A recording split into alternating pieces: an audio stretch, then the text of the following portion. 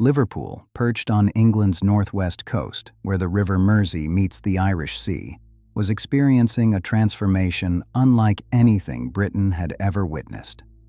In 1800, this booming port of nearly 80,000 souls was becoming one of the world's wealthiest cities, its docks choked with ships carrying cotton, sugar, tobacco, and human cargo. Fortunes were made overnight. Grand mansions rose alongside fetid slums. The air itself was thick with contradictions. The sweet smell of sugar refineries mixing with the stench of open sewers.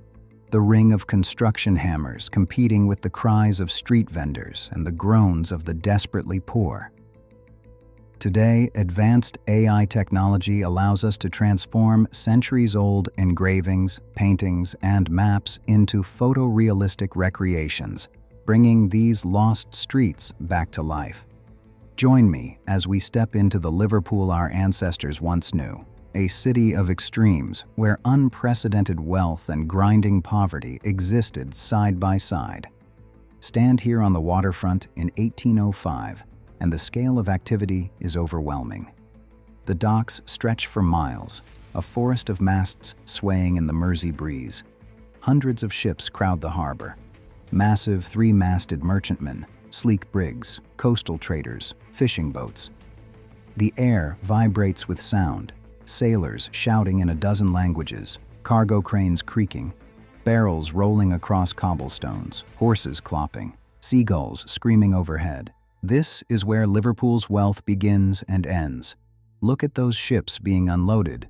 That one, just arrived from the Caribbean, carries hogsheads of sugar and rum, each barrel worth more than a working man earns in a year.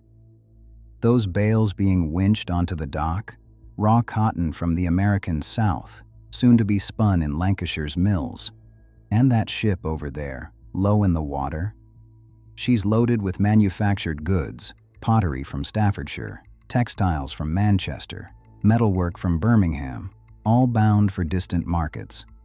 But there's a darkness here that permeates everything. Until 1807, Liverpool was Britain's premier slave trading port. Over half of all British slave ships sailed from these docks, carrying shackles, guns, and cheap goods to Africa, then human beings to the Americas, then plantation products back to Liverpool. The infamous Middle Passage, where enslaved Africans died by the thousands in shipholds, made Liverpool merchants staggeringly wealthy. Even after 1807, when Britain abolished the slave trade, Liverpool's prosperity still rested on slavery's foundation. The cotton, sugar, and tobacco flooding through these docks were produced by enslaved labor. The magnificent buildings rising across the city were built with blood money, though no one in polite society spoke of it that way. The dock workers themselves live hard lives. Watch them, stripped to the waist despite the cold, loading and unloading cargo in 12-hour shifts. Their hands are scarred, their backs bent from years of brutal labor. They're paid by the day if they can find work.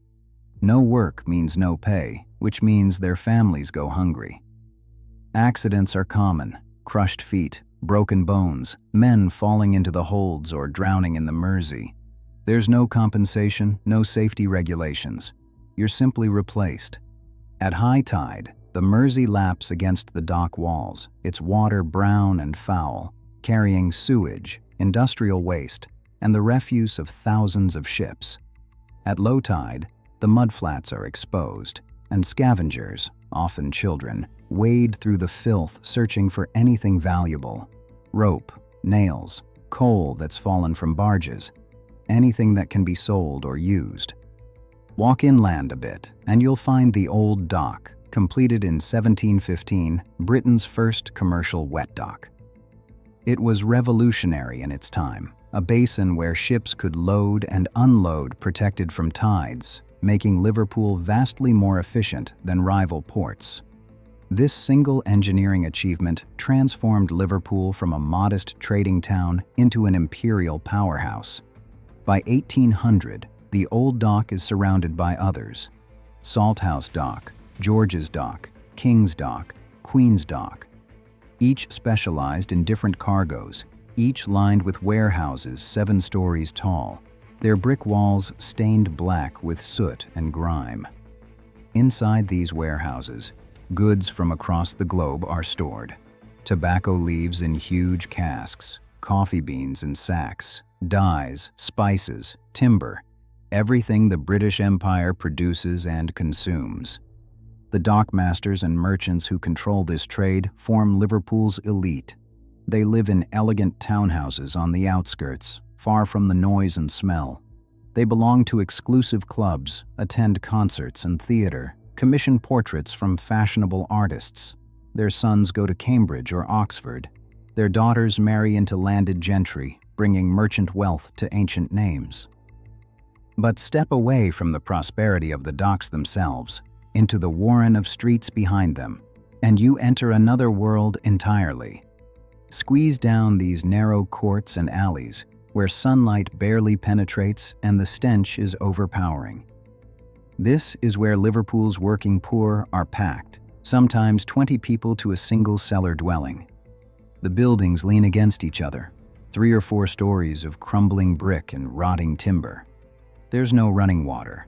Families share outdoor privies that overflow constantly, creating rivers of sewage that run through the streets. Look into one of these cellar dwellings. The room is perhaps 12 feet square, with a ceiling so low you have to stoop. The floor is bare earth, perpetually damp. A single small window at street level provides the only light and ventilation. In this space, a family of 8 lives eats, sleeps, and often works, perhaps picking oakum or making matchboxes for a few pennies a day. The furniture is minimal: a rickety table, a few 3-legged stools, straw mattresses crawling with vermin. There's no heat except what comes from a small fireplace that fills the room with choking smoke because the chimney barely draws. In winter, the cold is bone deep. In summer, the heat and stench are unbearable. Disease stalks these streets like a predator. Typhus, cholera, tuberculosis, smallpox, they thrive in the overcrowded, unsanitary conditions. Infant mortality is staggering. Half of all children born in these slums die before age 5. Life expectancy is barely 35 years. Bodies are disposed of quickly, often in mass graves, because the living can't afford proper funerals. Watch the children. Many are barefoot, dressed in rags, their faces pinched with hunger. They work if they can find it. Chimney sweeps, mudlarks scavenging the docks, pickpockets, prostitutes. School is an unimaginable luxury. Reading and writing are skills they'll never acquire. Yet life persists. Women nurse babies while doing piecework. Men return from the docks, exhausted, to eat what meager meal has been prepared. On Sundays, families might walk to one of the parks on the outskirts, breathing fresh air, letting the children run, pretending for a few hours that life is bearable. This is the reality for the majority of Liverpool's population. The magnificent buildings being erected downtown, the wealth accumulating in merchant counting houses, all of it rests on the backs of these people, grinding through lives of quiet desperation. Now walk to Castle Street, the commercial heart of Liverpool, and you'll see the Town Hall, a building of such opulent grandeur it takes your breath away.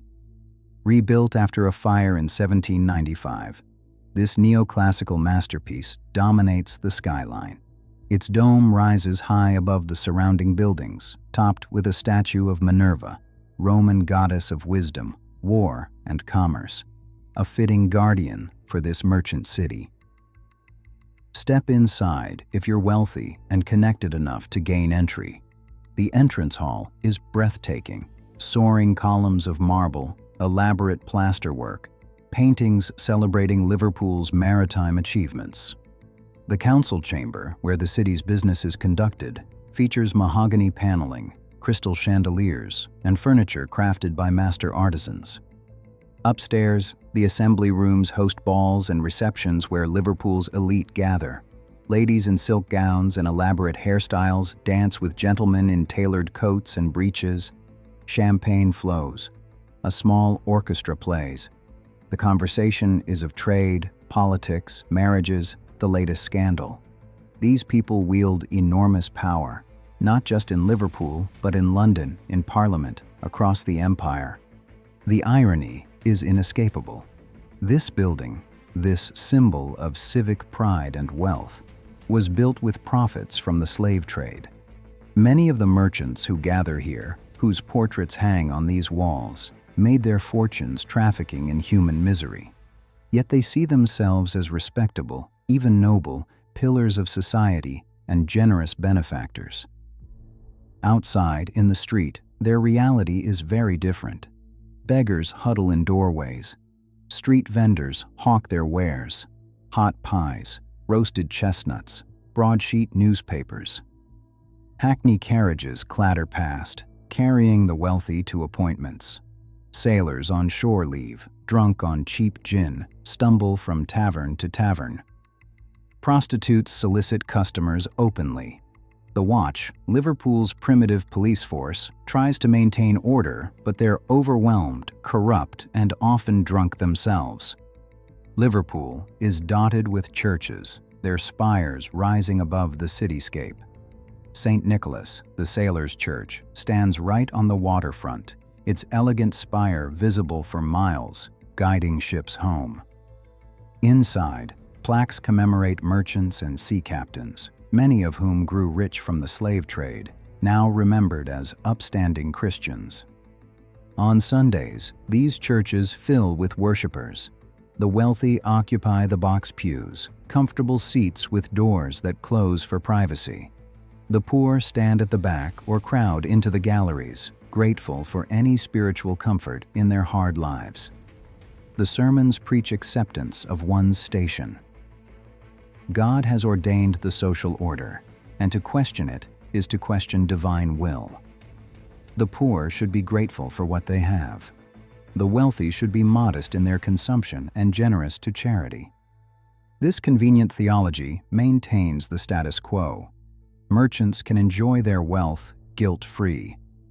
Workers are taught to accept their suffering. And the church itself benefits from generous donations, building ever grander houses of worship. Yet there's genuine faith here too. For the poor, religion offers hope that suffering in this life will be rewarded in the next, that God sees their struggles, that they matter in the cosmic scheme even if society treats them as disposable. The hymns sung in these churches, the prayers whispered in cold cellars, they sustain people through lives that would otherwise be unbearable. On Bold Street stands the Lyceum, a gleaming temple to knowledge and culture. Founded in 1758 as England's first subscription library, by 1800 it occupies this magnificent purpose-built structure. Inside, a circular library houses over 10,000 volumes beneath a soaring dome. The newsroom provides access to papers from across Britain and Europe. Members can sip coffee in elegant surroundings and discuss literature, science, and philosophy. This is Liverpool's attempt to prove it's more than just a port, that commerce can coexist with culture, that merchants can be scholars too. The reading room is hushed, refined, worlds away from the chaos of the waterfront. Men in expensive clothes discuss the latest political developments, debate the merits of new poetry, share insights about scientific discoveries. But membership requires a substantial annual fee. This culture, this learning, is exclusively for those who can afford it. The thousands of Liverpool residents who can't read are never contemplated. The Lyceum represents the best of Liverpool's aspirations and the worst of its exclusions, all wrapped up in beautiful architecture. St. John's Market, opened in 1822, brings some order to Liverpool's chaotic food trade. But in 1805, the city's markets are still largely open-air affairs, muddy, crowded, noisy, and absolutely essential. This is where Liverpool feeds itself. Walk through any market morning and your senses are assaulted. Fishwives from Cheshire scream the freshness of their catch. Butchers hack at carcasses, blood pooling on their wooden blocks. Vegetable sellers arrange potatoes, cabbages, turnips, onions in neat pyramids. Dairy women sell butter and cheese. Pie sellers hawk hot food. The noise is deafening. Haggling, gossiping, children crying, dogs barking. The quality varies wildly. The wealthy send servants to buy the best cuts of meat, the freshest fish, the finest vegetables. The poor scrape together pennies for scraps. Offal, bruised vegetables, stale bread. Everything is negotiable. Everything is suspect. That fish might be days old, painted with chemicals to look fresh. That flour might be mixed with chalk or worse. That milk might be watered down. Pickpockets work the crowds expertly. A woman's distraction means a hand in your pocket, your coins gone before you realize. Street children dart between stalls, grabbing what they can. Violence flares, arguments over prices, accusations of cheating, old grudges settling with fists. But this is also where community happens. Women exchange news while shopping. Neighbors help neighbors. The market is democratic in its way. Rich and poor shop side by side, though they buy very different things and go home to vastly different lives.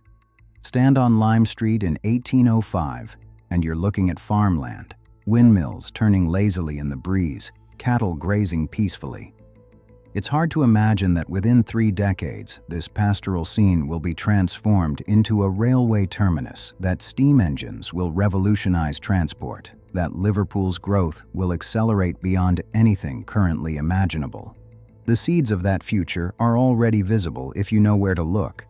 Construction is constant. New docks, new warehouses, new streets pushing outward. The population grows by thousands every year. Innovations in shipping, in trade, in industry, they're all converging on Liverpool, making it wealthier, larger, more important. But the problems are growing too. The slums are expanding faster than anyone can manage. Disease is endemic. Social tensions simmer. The wealth gap widens daily. Liverpool in 1805 is a powder keg of prosperity and poverty, and no one knows which force will ultimately prevail. This tour of Liverpool reveals a fundamental truth about the Industrial Revolution and the British Empire. Unprecedented wealth was created, but at a staggering human cost. The magnificent buildings, the bustling trade, the cultural achievements, all of it was built on slavery, exploitation, and the grinding poverty of the working class. The merchants in their townhouses never saw the cellar dwellings. The ladies at their balls never smelled the slums. The gentlemen in the Lyceum never worked a 12-hour shift on the docks. They lived in different cities, occupying the same space, their lives barely intersecting except when the poor served, built for, or died producing wealth for the rich. Yet Liverpool endured and grew. It would become even larger, even more powerful in the Victorian era. It would give birth to social reform movements, to trade unions, to demands for better lives. The poverty and exploitation would eventually spark resistance, leading to changes that improved conditions for ordinary people. But in 1805, that future is still decades away. For now, Liverpool is a city of stark contrasts, magnificent and miserable, wealthy and wretched, a monument to human ambition and human cruelty existing side by side. This was just a glimpse of Liverpool in the early 1800s, a city on the brink of even greater transformation. If you enjoyed this step back in time, please hit the subscribe button so you don't miss where we're going next. Thanks for watching, and we'll see you in the past.